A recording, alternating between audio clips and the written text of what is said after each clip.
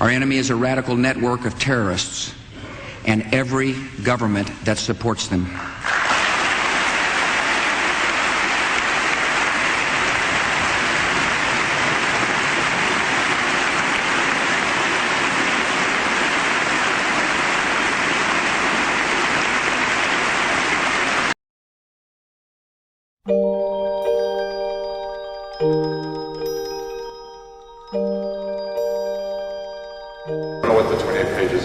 There are 28 pages of the report on 9/11 that have been classified, and they won't let people know what they are. And so,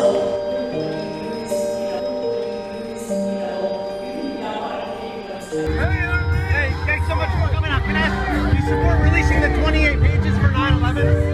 I don't have it. I'm glad you're doing. I haven't gotten it yet. We're gonna follow up. There are sealed documents right now that nobody wants to allow to be open that talk very much about the subject. I'd like to see what it says. Good to see you. Governor Bush. How we doing? Good to All see right, you, good. man. How you doing? I was wondering, would you be in favor of seeing the 28 pages that have been redacted from the 9/11 Commission report? Would Yeah, you sure. be wanting to see those released? Yeah, I'd like to see them. You got them? Secretary, Yes, have you seen please. the 28 classified pages of the 9/11 Commission report? And do you think they should be declassified? I think the administration should take a hard look at them and determine whether that can be done consistent with national security. Have you seen them? I'm not commenting. I have read the 28 pages, and the 28 pages have nothing to do with national security, nothing, or I wouldn't be standing here. It's all about relationships and involvement in 9/11. You will find out who really knocked down the World Trade Center, because they have papers in there that are very secret. You had a narrative in the media and in the press and in the collective American conscience of what happened that day, but I don't think it's fully informed, and it won't be fully informed until everybody gets to see these 28 pages. Americans are asking, who attacked our country? Bin Laden or the 15 people who were in the airplane, or people who follow them or support them, they are not just terrorists after what they did on the 11th of September. They are evil, Chris. I said a long time ago, one of our objectives is to smoke them out and get them running and bring them to justice. We're smoking them out, they're running, and now we're going to bring them to justice. In Afghanistan, we see Al-Qaeda's vision for the world. Afghanistan's people have been brutalized. Many are starving. I stand by those words. Afghanistan is still just the beginning. If anybody harbors a terrorist, they're a terrorist. If they fund a terrorist, they're a terrorist. If they house terrorists, they're terrorists. I mean, I can't make it any more clearly to other nations around the world. You know what? This is bullshit, to be honest with you. You should not, America is too great, and the American media is too important to be ignorant. All right. We're talking about the so-called 28 pages. This is all part of a 2002 congressional investigation into the September 11th attacks. 28 pages that have been classified. These pages are classified. They've never, ever been made public. And yet, according to members of Congress in both parties and the heads of the 9/11 Commission, those 28 pages, if released to the public, will completely change everything you think you know about the 9/11 attacks. It challenges you to rethink everything. And so I think the whole country needs to go through that. But now, according to sources into CNN, they could be released as early as tomorrow. Saudi Arabia. Employees of the Saudi government or people with ties to the Saudi government. That support came from Saudi Arabia. Substantial. The Saudi Arabian government paid to help fund the attacks of 9/11.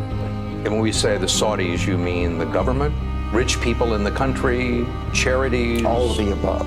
What I'm trying to tell you is, so what?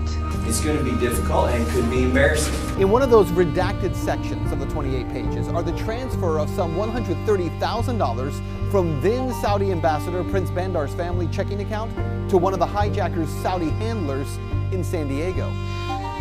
But more important, hey, who are you to tell me this? We now welcome to Larry King Live. Good to see him again. Prince Bandar, the ambassador of the Kingdom of Saudi Arabia to the United States. The Bush family is very close to Saudi Arabia. This is the same Prince Bandar who at times calls himself Bandar Bush. This is the one that everybody now calls Bandar Bush because he's so close to President Bush and the Bush family. That's off some freaky website, right? Not this one. And the tentacles of this relationship are very complicated, you know. I mean, you couldn't be better connected than this man. Well, you have the president going to visit Bandar and his estate in Britain. You have Bandar's family taking care of the Bush family. These interconnecting commercial relationships. There's a lot of interpretations of them, but they're very close. Bandar, do you know the Bin Laden family? I do very well. What are they like? They're really lovely human beings. But Prince, here's the question. This is a photograph of you with the president down at his Crawford ranch. You brought his family. Elsa Waltz, the New Yorker, wrote that you are almost a member of the Bush family. That was her interpretation of it after doing an enormous amount of research. This is the tragedy, and you have to forgive me. American media is either lazy or ignorant.